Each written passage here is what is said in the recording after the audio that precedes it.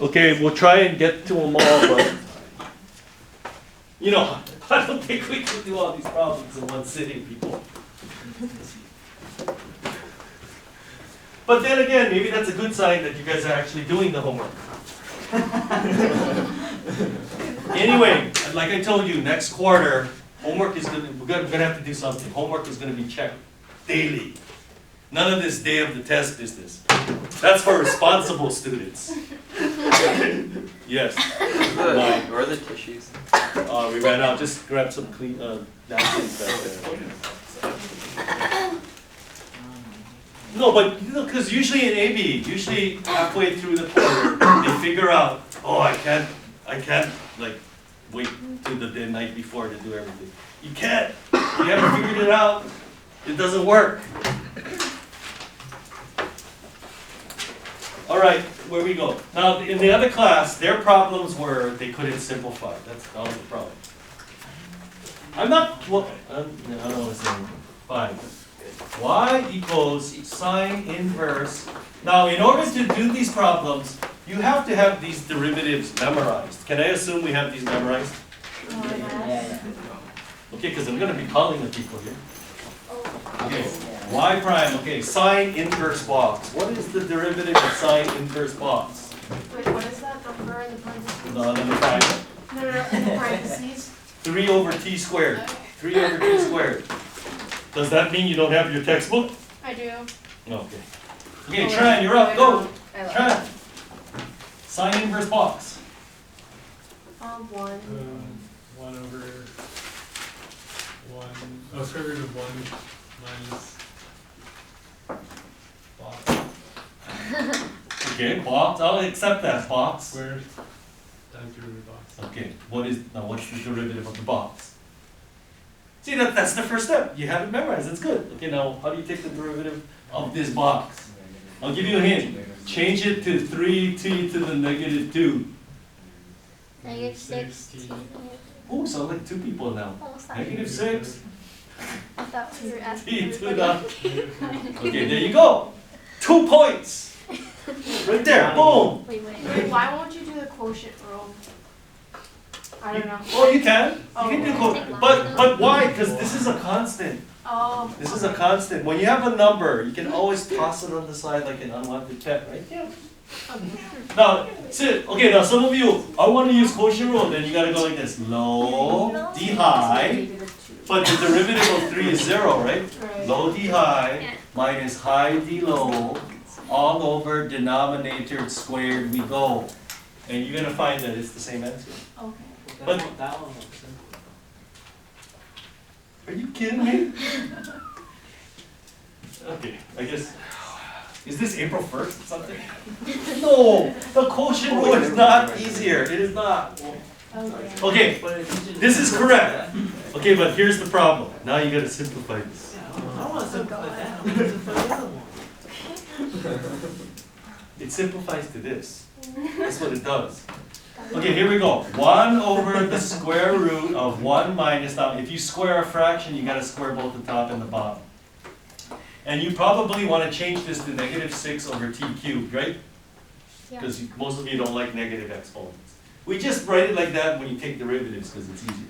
Now, what about this? Now you cannot have fractions within fractions. So what do? Least common denominator. There you go. So 1 over square root. Now what's the least? This is like over 1. What's the least common denominator? T to the 4th. So you get t to the 4th minus 9, correct? Can you write that nicer? Times negative 6 over t cubed. Now, this t to the 4th comes out of the radical as t squared in the denominator, right? So it's like this. It comes out of the radical as a t squared. Okay? And doesn't this t squared, now we're just talking about in the denominator now. Doesn't this t squared cancel into that t cubed and you just get t? Wait. Here, like over 1 then. Here, look at, these are the two denominators. Can't they, this is just in the denominator now. Can't they cancel this t squared into the t cubed one? Because look, algebra 1, t cubed over t squared, what is that? T to the 1st, you subtract exponents, right? So same thing, I can cancel that into that, and what, so on the top, the numerator, you 1 times negative 6 is negative 6.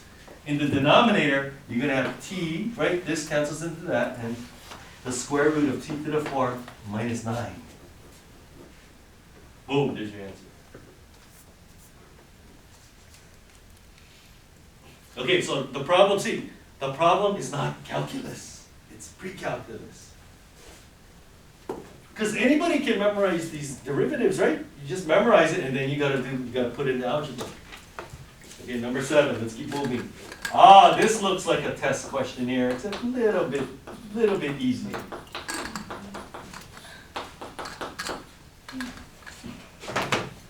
Okay, so derivative. So I see a product. We're going to use the product rule. Fujimoto, go.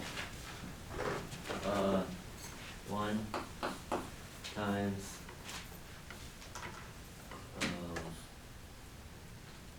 Leave the second one alone. sine negative to the negative 1. No! Sine inverse. It's called sine inverse. Sine to the negative 1. What is that? Sine inverse Okay, x sine inverse x. plus. Leave the first one alone. I'd be fun about the leave it alone. That's the easy part, right? No, but I usually like put the two middle ones that just the same. Okay, times x. Okay, let's continue. Okay, times I don't have it memorized. Well, no, translate it over here. Oh, how about look at what he did here? See, how do you memorize these things, Mr. By doing the homework. I do the homework, the first 3 or 4 problems, I gotta look at the chart, but after a while, no need to look at the chart. I was looking at the chart the whole time. I was doing this one. Alright, okay, so, I got it. okay, so what is it? It's 1 over square root 1 minus x squared times x Times the derivative of x, which is? 1. Okay, good. And then now you gotta do this term. Okay. Think of it as box to the half, Yeah, so it's 1/2 okay? times 1 minus x squared to the negative 1/2 times 1 No, the derivative of box. times 2x. No. This. You get this 2x. There you go, negative 2. Yeah. Okay, now you get 2 points. Well, on the test it'll be 6 points, okay, so it's gonna be worth more. So you got 3 points. You want the other 3? Simplify it. Mr. Burke doesn't like simplifying. Well, you know what? Okay, I'll tell you what, you know what a good strategy for the test is if you're having problems simplifying? Just stop there and go to the next problem. For real, because you're gonna have like 5 or 6 of these, that's why. Why don't you just do the first step, and then, because at least you got half the points. But some of you might be working like 5 more minutes trying to simplify, you'll be wrong anyway, right? So you gotta strategize. Come back to it later. You know what I'm talking about? That's how you maximize points, because otherwise you're wasting time. What if the problems at the end are like the easy ones? You know what I'm talking about? Okay, let's simplify this. Sine inverse x plus x over root 1 minus x squared. Now what about this critter? Well, the 2's cancel out. That's going to be a negative. That's an x. And negative exponent means 1 over. So isn't that the square root of 1 minus x squared in the denominator? Yep. And then what do you notice? Cancel. These cancel out. And there's, that's it. Yay. Okay, number 15. Where's 15? 15. Y equal cosecant inverse x squared plus 1. X is greater than 0. Now, when they give you a restriction, that just means you don't have to worry about the absolute value. Right? Because you guys know cosecant inverse and secant inverse has absolute value in the derivative, yeah? Okay? Well, actually, this one wouldn't matter. Okay, so derivative is, who's got this one? Brislin. Negative 1 over absolute value of x squared plus 1 times the square root of x squared plus 1 on the squared minus 1. Times the derivative of box. Yeah. Do not, okay, this whole test is revolving around the chain rule. So if we don't use the chain rule, like multiplied by the derivative of box, that's like getting fatal error on every problem. Now, we don't need to put the absolute value. I don't even know why they have to keep this restriction, because it doesn't matter. Isn't x squared plus 1 always positive no matter what? You don't need this restriction, get it out of here. So you don't need this absolute value. So the only thing you can do is just multiply it out, so your final answer can be negative 2x over x squared plus 1 times the square root. Now, what happens if you multiply this up? You're going to get x to the 4 plus 2x squared plus 1 minus 1. The 1's cancel out, so that's it. That's not a good candidate for the test. You see, this one is because things cancel out, right? That's good. Don't worry, when you do the practice test, you're going to find, hey, a lot of things cancel out. That's because I wrote those problems. 17. Oh, here we go. Here we go. This is where the fun begins. Yeah. Now they give you a restriction. What is this restriction for? Yeah, so you don't have to worry about the absolute value. That's just to make sure that it's always going to be positive. Okay, what is the derivative of secant inverse box? Secant inverse box. Who's got this one? Who's got this one? Imai. Oh. I heard Imai, that's why I thought that was you saying your name. Because you wanted to go. It's alright. Okay. One. Stop. 1 over absolute value 1 over t. Okay, good. Square root of 1 over t squared minus 1 times. The derivative of box. Hold on. negative t to to the negative 2. That is correct. You got half the point. Right, because isn't this the same thing as t to the negative 1? Yeah. Yeah. Okay, you got half the points. I don't know what to do. Move on to the next problem on the test. Hopefully by the test we know what to do. Okay, now, since you have this restriction, this number inside it will always be positive, so we don't need the absolute value. So that's good, because that helps in the simplify. So, what do we have here so far? You want to keep this 1 over t down here, or you want to put it on the top already? Because when you have 1 over t in the denominator, there's like a t in the numerator, right? Multiply top and bottom by t. It's up to you. What do you guys want to do? The other class wanted to leave it. That's fine. Okay, put it in the top. Whatever, man. And then square a fraction. Just make sure you square both the top and the bottom. And then this is times negative 1 over t squared, correct? Yeah. All right, now what the heck am I going to do with this? Just like the last problem we had. Make a least common denominator. Okay, now this is like 1 over 1. So what's the least common denominator here? T squared. So what goes in there? 1 minus t squared. Times negative 1 over t squared. Now, what is the square root of t squared? This t squared can come out of the radical as? Okay, here. Let's go back to algebra 1. What is the square root of x squared? No. Absolute value of x. That's kind of important, people. So, when I square root t squared, you get the absolute value of t. So, this is actually absolute value of t, but because of this restriction, you don't need the absolute value, so it's just t. Okay? Mr. Clark, Huh? will there be a question on the test where we do have to do the piecewise functions? No. Okay. No, this is AB. I always give a restriction so you don't have to do it. Yeah, because some of the problems in the book, they don't give you the restriction, and then you got to make a piecewise function, and it's a humbug. Okay, now what do you want to do with this t? You want to multiply top and bottom by t to get rid of it? Make it t squared in the top? Yeah. Okay, let's do it.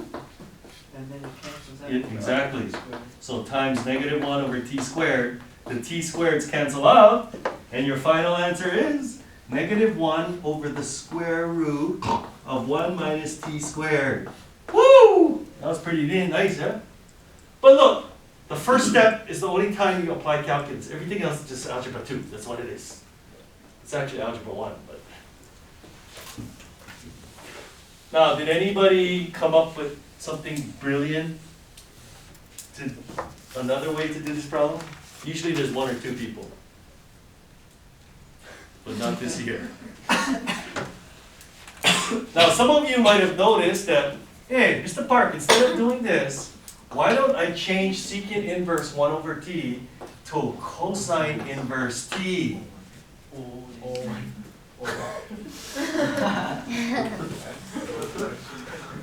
Okay, so somebody tell me, why is secant inverse 1 over t the same thing as cosine inverse t? Well, let's look at the triangle. Okay. Here, A, B, and C. No, I don't like that. I don't like that. I don't like that. Okay, how would you draw, okay, like if you have to make your triangle, how would you draw the triangle for secant inverse 1 over t? That means the secant of that angle is 1 over t. Where would you put the 1 and the t? Hypotenuse over adjacent, right? Isn't that angle secant inverse t? Okay. Well, isn't it also cosine inverse t? Isn't the cosine of this angle t? Yeah, that's why they're equal. So when you have secant inverse and cosine inverse, that and that are simply reciprocals of each other because of that picture right there. So if you see something like this, if you just changed it to that, look, what's the derivative now? Negative 1 over root 1 minus t squared. Finished! Because that's on the list, that's why, isn't it? Isn't that one of the 6 ones we learned last night? Same answer! I'm not kidding. You should give us that like on the test. No, I did tell you that. Remember I told you, if you can simplify the thing before you start, then that usually saves time. But then again, that's where our problems are, it's simplifying, right? Well, hopefully we clear it up by the AP exam. Okay, next! Okay, what's the next one? Hey, you guys actually put it in order. No, you didn't. 21. Ooh, this looks juicy, this problem. I can't wait to do it. Y equals tan inverse is thingy plus cosecant inverse x. Now the book has s, but I'm just going to use x. No, they don't. They do have x. Yeah. Okay, there's the restriction. We know why it's there. Okay, who's got this one? Tan inverse box. Who's got tan inverse box? Hawk. Negative. Wait, Hawk. Hawk? Oh, hawk. I'm sorry, I thought you said talk. I was like, what? Hawk? Okay. I'm so lost for it, I'm sorry. Hawk. 1 over 1 So lost. plus. No, you gotta memorize. No, wait, time out. The first thing you gotta do is you gotta memorize those derivatives so that you can apply them. So you see tan inverse box, I'm just gonna regurgitate like that.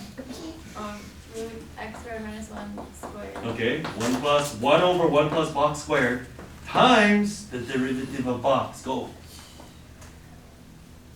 1 half x squared minus 1 to the negative 1 times 2x. Exactly, that's correct. See how tan inverse box is 1 over 1 plus box squared times the derivative of that box. And isn't that the same thing as x squared minus 1 to the 1/2 power?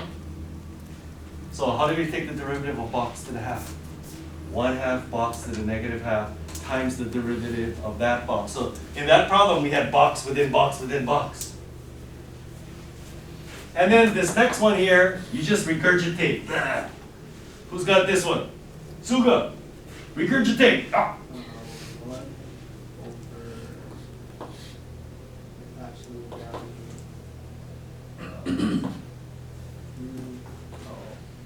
Yeah, but okay, this is you though, yeah? One more times square root of u squared Yeah, but no more you, this is you. u minus.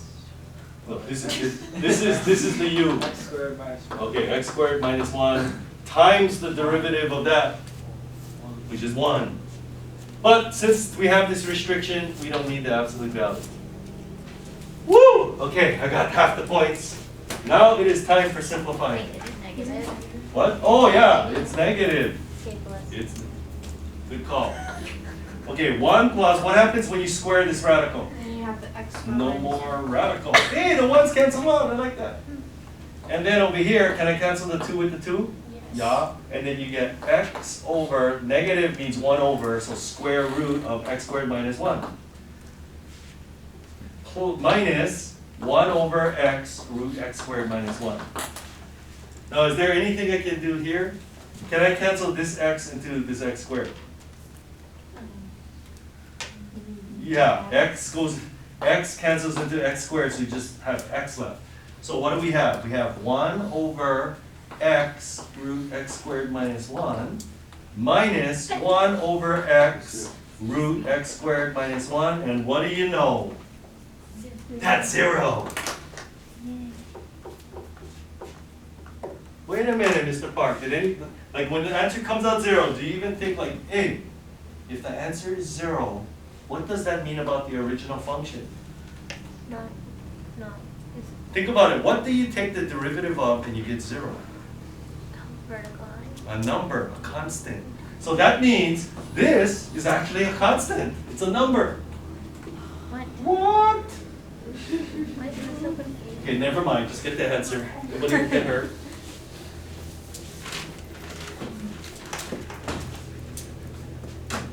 Okay, I'm looking at the time because there has to come to a point where we're going to have to move on to 4.4. Well, we can still do these, but I think there's going to be plenty of questions on the practice test, because, yeah, there will be. Okay, what's the next number? 21, 27. 27. Okay, you know what? I'm not going to do that because, okay, very good. You see this problem right here? This problem is on the test. Okay, we need to learn how to do that. See, but number 27 is like the appetizer for number 29. So I'm going to explain something. Okay, suppose you have a function. It can be any function, doesn't matter what it is. You have a function, and then you have its inverse. And how do you know it's the inverse? Because it's symmetric about the line y equal x. Okay, so you can have any function and its inverse.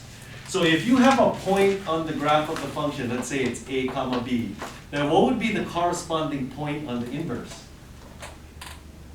How do you obtain the inverse, people? You switch the x's and the y's. So what would it be? B comma a, right? Everybody agree? Yes. Now, is there a relationship? See, that's what they were trying to get you to understand in problem 27. Is there a relationship between the slope over here and the slope over there? Is there a relationship between them? For example, if this slope is 2/3, because you got to remember, it's symmetric about this line here. What would be the slope of the tangent line on the inverse? Just look at it. It would be 3/2. It's simply the reciprocal. Because look, just think about it. Rise over run is 2/3. But then over here, what is the rise over run going to be? 3/2, right? It's simply not negative reciprocal, because the other class was saying, no, negative reciprocal means they're perpendicular. You can see that these are not perpendicular, right? The relationship is they're reciprocals of each other. So if you did problem 27, didn't the two answers, the slopes come out to reciprocals of each other? So that's what you have to do in 27 to discover this, okay? Now we're going to apply it in number 29. So here we go. You guys understand this? When you have two graphs that are inverses of each other, then at the corresponding points, the slopes are reciprocals of each other. That's the key. Okay, 29. Now they give you a function. Cosine x plus 3x. Okay? Now I'm going to skip the mumbo jumbo. This is the question I'm going to ask on the test. Compute. This is actually 29C. Compute f inverse prime of 1. So, okay, let's analyze what that's even saying. On the graph of the inverse, What does prime mean? Derivative. So if you took the derivative of the inverse, doesn't that tell you the slope? Right? Derivative tells you the slope. So we want to compute the slope on the graph of the inverse when x is 1. Okay, now let me, whatever I'm going to show you now, just if you just do the exact same thing, you can do every single problem today. It doesn't matter. Now look, you have two functions, f and its inverse. We need to compute the slope of the inverse when the x-coordinate is 1. So when the x-coordinate is 1, we have to compute the slope somehow. But that's kind of difficult. So what we do is we compute the slope on the original graph. Because if I can compute this slope, what is this answer going to be? The reciprocal of it. So if I can compute this slope somehow, I just have to take the reciprocal and that's going to be the answer. Well, how am I going to do that, Mr. Park? Because I know the x-coordinate is 1 here. Well, on the original function, then shouldn't the y-coordinate be 1? Because you switch the x's and y's. Remember, on the inverse, you got to switch the x's and y's. So here's the only thinking part of the whole problem. When the here's the original function now. When the y-coordinate is 1, what is the x-coordinate? Now look at this function. What do I have to plug in for x so that it will come out to 1? Now usually it's going to be a very nice number. So, I heard somebody say, what can I plug in for x so that you get 1? 0, exactly. Because look, if you plug in 0, you get 1 plus 0. You get 1. It's usually going to be something very nice. Now, at this particular point, can you compute the slope of the graph? Yeah, you take the derivative. So what's the derivative of cosine x plus 3x? Negative sine Negative sine x plus 3. plus 3, exactly. At this particular point, what is the slope? So if I plug in the x value in there, what is sine of 0? 0 plus 3. The slope is 3. Hey, I just figured out the slope. Therefore, on the inverse, the slope has to be the reciprocal of that number, 1/3. Bam! Can you repeat this on the test? Well, this problem is on the practice test, and then I'm just gonna, that's why I give you guys a practice test, because usually you do one homework problem, it's not gonna stick. So that's why I put it on the practice test and you see it again. All right, so let that percolate in there. Try to practice. When are you gonna do the practice test? Monday morning? Sunday night? Mr. Parker, I'm not seeing you on Monday. Tuesday morning. No! Well, whatever you do, see, the thing is, you watch me do it now, it makes sense, and then if you do it more than like 12 hours from now, you will probably forget. That's why you gotta do the homework. Okay, what time is it? We got 37. Okay, let's see what 37 is. 37. Okay, let's do 37. Multiple choice. Now, if I just see people putting the answers down, you didn't do that problem. Okay, what does this symbol mean? D over dx? That means compute the derivative of sine inverse box in this case. Okay, so this is the very first problem we did. What is the derivative of sine inverse box? 1 over the square root of 1 minus box squared times the derivative of box. That's the most important thing. What is the derivative of x over 2? Am I going to use quotient rule? No, see, when you see x over 2, what you should be thinking is, isn't that 1/2 x? Because look, when you take the derivative of 5x, do you do product rule? No, you just go 5, right? So same thing. What's the derivative of 1/2 x? 1/2. Okay, that's the answer, but Mr. Park, look, it doesn't look like that. That's what I'm talking about. On the multiple choice, you got to pick out the answer. You have to be able to simplify this. So let's do it. Square root of 1 minus x squared over 4 times 1/2. And again, we got to make a least common denominator here, so 4. So what? This is like 1 over 1. So what goes on the top? What do I need to multiply top and bottom by to get this denominator? 4 minus x squared times 1/2. But the 4 comes out of the radical as a 2. Now some of you are thinking, absolute value of 2. Yeah, but the absolute value of 2 is 2. And then, do you want to multiply top and bottom by 2 and bring the 2 up here? Multiply top and bottom by 2. Here, like, see, if you multiply the top and bottom by 2, these cancel out and you get 2 times 1 is 2. Or do whatever you have to. And then, ooh, these 2's cancel out. Now can I pick out the answer? I hope so. 1 over the square root of 4 minus x squared. The answer is B. See, look, you can do I bet you, I know everybody can do this. But can you pick out the answer? That's what I'm worried about on the AP exam.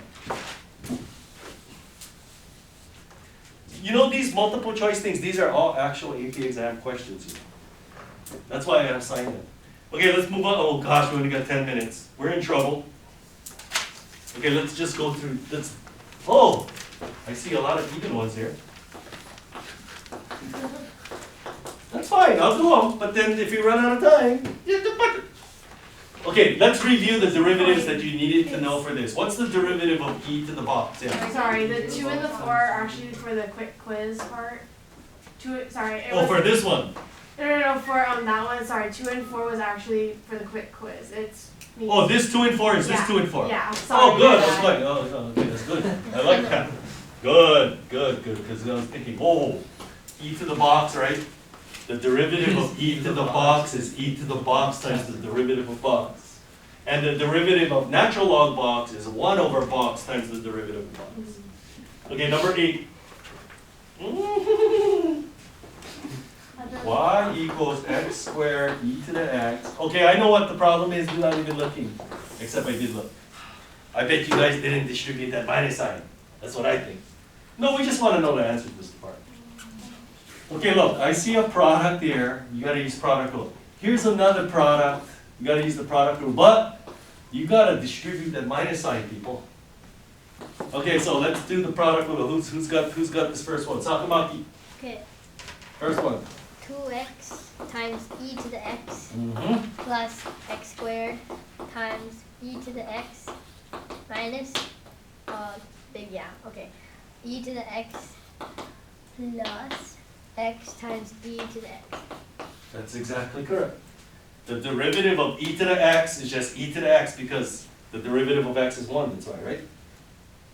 Okay, so all you gotta do is just multiply it all out, and I bet we get something good, unless we don't. Actually, no, so if you distribute this minus sign,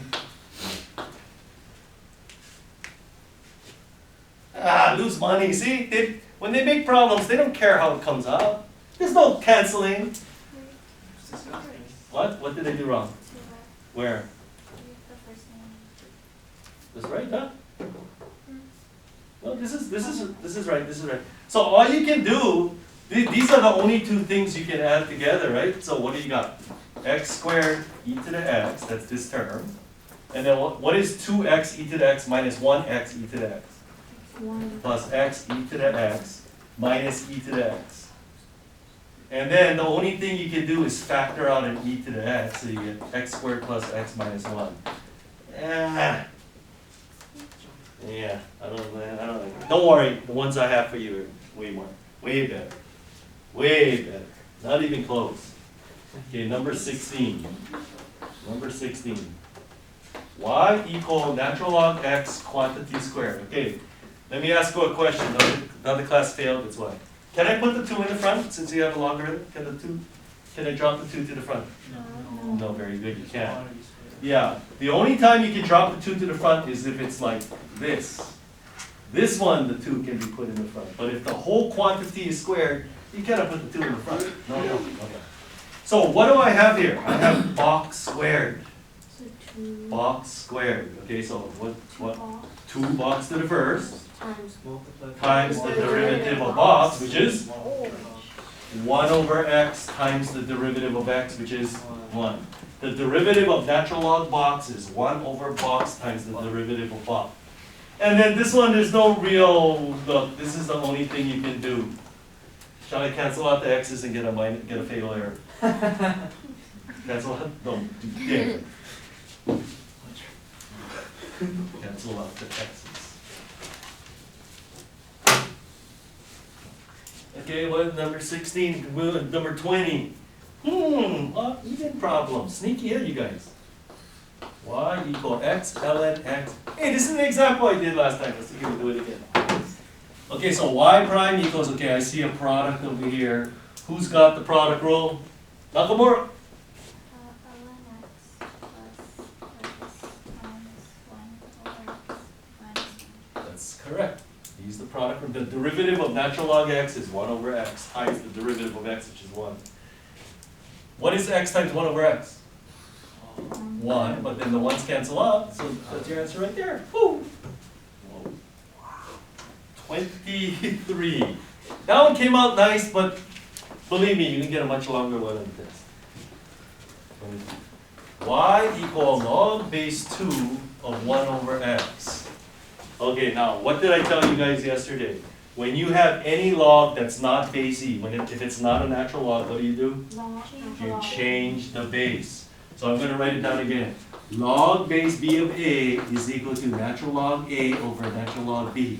The top one goes on the top, the bottom one goes on the bottom. So the first thing you do is change this to natural log of 1 over x over natural log 2. Now, do I want to use quotient rule? No, because this is a constant. It's a number. You punch it in on your calculator, you get 0.693, right? It's a number. So you can throw it on the side like an unwanted pet, like this. So throw that on the side. That's a constant. Now, what do I want to do with this? Now, you want to take the derivative right away, or can I simplify it? I'll give you a hint. This is the same thing as x to the negative 1 power. So can't they put the negative in the front? Yeah. So why not put the negative in the front? So times negative natural log x. See, if you simplify it before you start, it just saves you so much time. So can't I put the negative with this one then? Yeah, so this is a constant. So throw the constant on the side like an unwanted pet. Yeah. And then what's the derivative of natural log x? 1 over x. And so your final answer, and please, every year there's always clowns writing it like this, natural log 2x. No, the x goes in the front. Because you're multiplying those two things. That's why we put it in the front, so to avoid confusion. Okay, we only got 3 minutes left. 23, let's go as far as we can. 23, 23, 23. 27. Where's 20? Y equal log base 10 of e to the x. Okay, let's review. What's the derivative of e to the box? E to the box times the derivative of box. Okay, now, I have a logarithm that is not base e, so, okay, so this is natural log of e to the x over natural log 10. Now, do I want to do any simplifying before I start? Like Mr. Park, can't I just put this x in the front? Right. Yeah. Okay, so x natural log e over natural log 10. But, hey, natural log e, that's a number I'm supposed to know. 1. Right? Because e to the what power equals e. So this is 1. So this is just x over the ln 10. Should I use the quotient rule? Or that's a constant. You throw it on the side like an unwanted pet. So now, see, I didn't do any calculus. All I did is simplify it. So now, what's the derivative of this times x? Just that, right? Just like if you had 5x. The derivative of 5x is 5. The derivative of gorilla x is gorilla. Now, you don't have to do that. If you want to, you can do whatever you want, but it's going to come out to that at the end. Okay, we got time for one more. I think we should do one where you have to log both sides, so why don't we pick one? Do you guys have up there 59? Where's 59? No, that's not it. 51, 52. How come nobody's asking, what about 43, 44? How come everybody can do that? I don't think so. No. Okay, 44. Let's do it. Did I assign 44? No, just 43. Okay, 43. Okay, let's do that. Okay, y equals sine x to the x. Now, like I told you guys yesterday, if neither of these things is a constant, then there's only one way you can find the derivative. And what was that? Natural log both sides. That's the only way. You can't, that's the only way you can do it. Now, why do you want a natural log both sides? Because you can put the power in the front. And then once you do that, now you just do implicit differentiation. What's the derivative of natural log box? 1 over box times the derivative of box, which is y prime, equals, and then over here I see a product, so you gotta use product rule. Derivative of the first, 1. Leave the second one alone. Plus, leave the first one alone. Now, the second one here, I see natural log box. What's the derivative of natural log box? 1 over box times the derivative of box. Okay? So, if you want to solve for y prime, what do? How do I get rid of this 1 over y? Multiply both sides by y, so you're going to get y times this.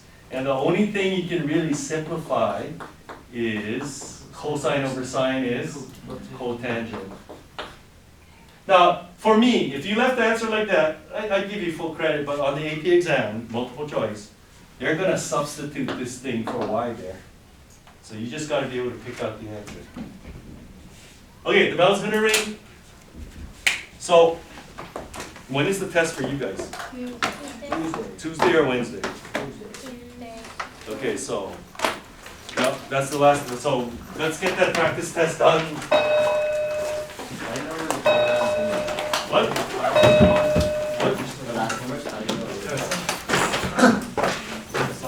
Why not just do it properly? You know you gotta have Tuesday. I mean like the. Oh, yeah. Well, I'll pass it back next time. Does that actually help our grade, right? Oh, definitely. Definitely. That's what's keeping some of us alive.